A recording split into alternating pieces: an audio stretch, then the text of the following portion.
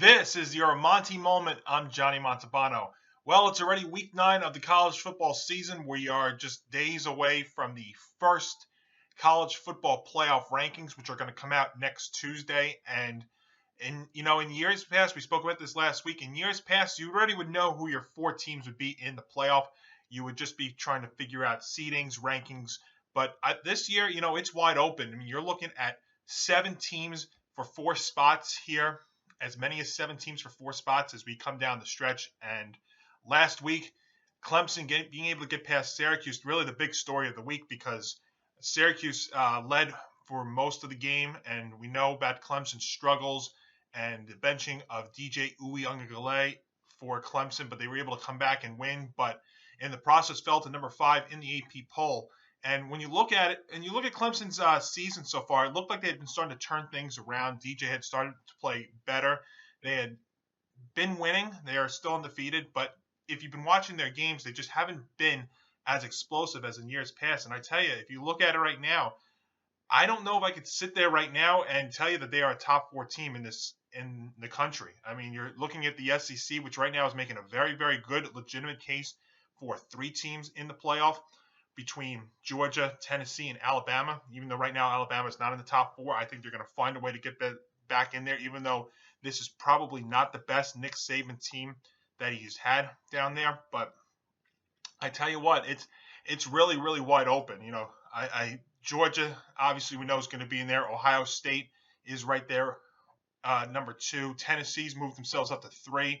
And, Michigan, even they have an outside shot. You have Alabama, you've got Clemson, you've got a bunch of teams right now as you look at this top 25 poll here, with Georgia number 1, Ohio State 2, Tennessee up to 3, Michigan 4th, Clemson, Alabama, TCU even giving themselves an outside shot to be, if things fall right and they win out and win the Big 12 down there. It's certainly a possibility that even TCU can be in this conversation, and Oregon trying to make a late push too. So really 7, maybe even 8 teams. I don't think it's 8, but you're definitely looking at 7, at least 6, if not 7, right now competing for 4 spots. Now, I think in the Big Ten, it's going to be only 1 team. I think it's going to be the team that wins the Big Ten championship game. So I think you're only going to get 1 there. But right now, SEC, 3 spots maybe. If, Georgia, Tennessee, Bama, I mean, if things fall right, they could get 3. I mean, you look at Tennessee right now, they do have the best win in the country, and they have the best resume right now of the first 8 weeks. So things will start clearing themselves up. Next week's going to be an amazing week. You look at it, of course, we know Tennessee plays Georgia at Georgia next week. Clemson takes on Notre Dame at the Fighting Irish, and, Notre Dame, very interesting team this year. Hard to figure out because they've had their moments, they've had their downfalls. We're going to get to them in just a few minutes. So right now, when you look at it, Clemson and Alabama both not in action this weekend, but right now, to me, they are not in the top 4. I think they're good. I think Alabama has a good chance. I think Clemson's got to really get things going here. I think they can, but these first 8 weeks, they've had their moments, but they've also had their struggles despite the fact that they're undefeated. So really, it's a wide open slate here, and that's what we like, a little bit of drama getting ahead into next week. But we got 3 games to look at this weekend in terms of the picks this week, and we're starting to rebound. We're 2-1 last week, 5-1 in the last 2 weeks here, and we're going to try and keep things going this week in terms of the picks. And I picked 3 favorites this week, 1 home, 2 road favorites, but you look at the lines, 2 are small, 1's a little large, so I am going a little bit, it's kind of a bold pick, one of them, but we'll see what happens here for this Saturday as we come down the stretch of this college football season. Game number 1 happens at 12 noon Eastern at JMA Wireless Dome. Yes, I keep wanting to say the Carrier Dome, but no, it is JMA Wireless up there in Syracuse, New York, as the Notre Dame Fighting Irish travel to Syracuse to take on the 16th ranked Syracuse Orange, coming off that emotional, tough loss to Clemson last week down south. And Syracuse, 2.5-point favorite in this one. There could be a slight letdown from the emotional game at Clemson last week from the Syracuse side of things, but you watched that game last week, and there always were question marks that, Syracuse, based on their schedule, are they really legit? I think they showed you that they are a legitimate team. Their running backs, which I think they need to use a little bit more. Their running game is great. Their defense is very, very good. I mean, they had a chance, and now playing their final home game this season against a Notre Dame team that is hard to figure out now. I will tell you, first and foremost, I am a Notre Dame Fighting Irish fan. This year has been a struggle. You know what? They were eventually going to have to go through a transitional year. They're just starting it a year early. They've had their moments. They played Ohio State very, very tough. Ohio State can almost make the case best team in the country. They played them very, very tough. We're in that game throughout, but we're not able to pull it off. North Carolina, a team that has been up there. They put up a lot of points. I know their defense struggles, but they showed a dominant effort against them. But we've also had our low moments this year. Look at it, Marshall. That was a bad loss. That was ultimately what did in their season. And Stanford, losing to them, just not right, not good. So it's been tough to figure out this Notre Dame team, because they could go to the Wireless Dome and they could pull us off. Next week against Clemson, they could pull off the upset and ultimately shake things up in the college football playoff rankings. But I just look at this matchup, and when I look at these two teams, the Orange just have the better offensive and defensive front here. And when you look at this, when you look at it, Notre Dame's going to be a one-man. It's going to be a one-style offense, and that's going to be their running attack. You know what? You look at Syracuse's defense; they're the 10th ranked pass defense in the nation. So Drew Pine's going to have to get his running backs going. Notre Dame's got multiple running backs. At times, that's been their best receiving corps, too, has been their running backs. But they're going to have to run and keep control of the ball in this spot. But I just don't think they're going to be able to do it. I think Syracuse just got too much. I would say, though, the one area to watch in this game, if you're from a Notre Dame side, is special teams, because that seems to be the one area that they've been consistent on.